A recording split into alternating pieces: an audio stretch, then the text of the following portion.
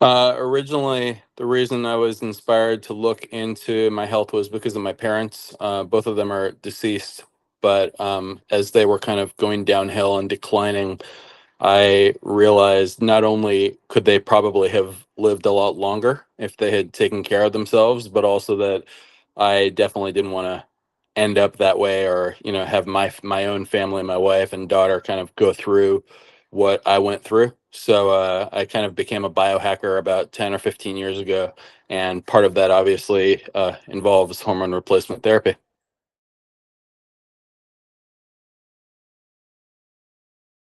Originally, when I realized that my testosterone might be an issue, it was kind of by accident. I think one of the major things that biohackers do and like to do is to take blood tests. And I started to notice on every blood test I would take that my hormone levels were not optimal for my age.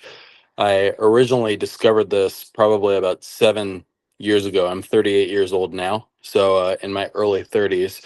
And at that time, I started kind of dabbling into the hormone replacement aspect of biohacking with enclomiphene.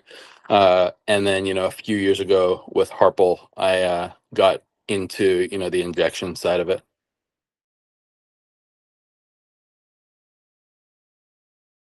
In terms of getting help with hormone replacement from public health care, I never tried to go down that route. And that's partially because, being American living in the UK, I have access to private health insurance, and it's just easier that way. But I also find that a lot of doctors that are working for government or through government agencies aren't really that interested in helping you become the best version of yourself. And especially for biohackers, it's important to have a good doctor who understands that most people, who come to them might not be happy with just being, at the bottom of the reference range or something like that. So, yeah.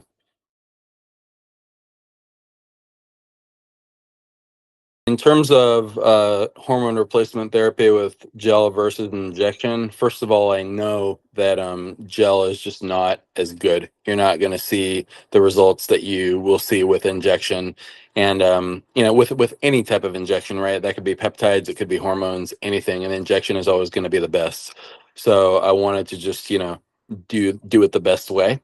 Also, I have a daughter, and I didn't want to be rubbing, gels all over myself and potentially, picking her up or having it rub off on her or my clothing, etc. So injections are just more convenient.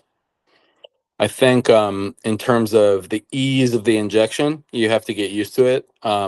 I started out sub Q, and I know that that's kind of like the route that everyone takes. And I'll do sub Q sometimes. I'll do intramuscular sometimes. I taught myself how to do that. So injections just get easier over time as you do more of them.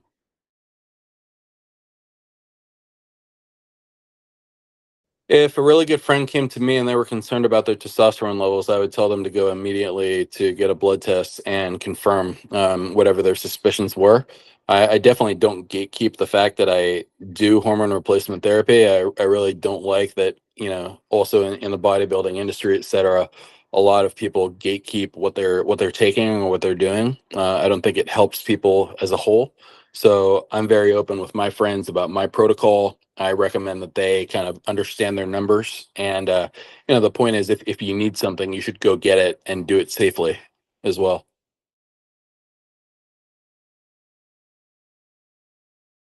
I think the key changes that I've found personally since beginning TRT, I've always been quite energetic, but I do notice that I can focus a bit longer than I used to be able to, have more energy, especially in the afternoons.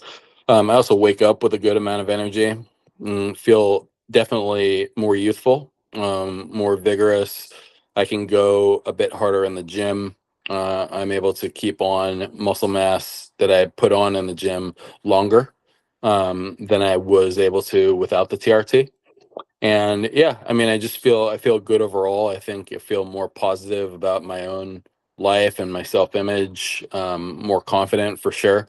So it's all good things.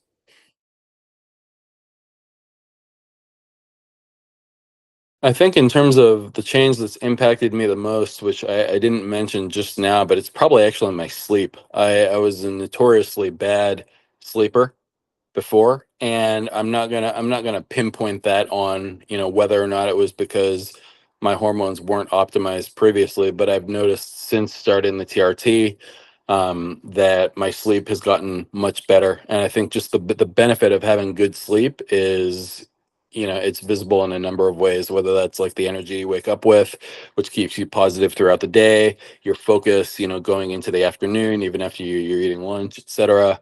So yeah, I think that the sleep getting better has just been the biggest and best change for me.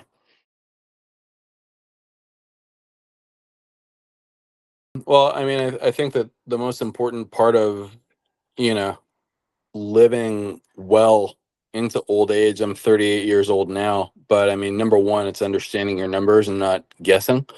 And again, like number two is not being afraid to get on or to start up a therapy that you think that you might need. I think it's also important that people understand that TRT is not the same as blasting steroids, So I think there may be a negative connotation or association between TRT and bodybuilding and these other types of things that people do, and they are kind of connected in some ways. But just because you're using a needle to inject something doesn't mean you're doing something bad for your health, and it actually could be far worse if you don't, keep your hormones optimized, especially as you get into your early 40s, et cetera, when disease starts to creep in. And we all know that, things like muscle mass are directly correlated with health span and how well you live into old age. And I think these days it's more about health span, not just lifespan. So, if you want both, keep your hormones optimized. That's all I have to say.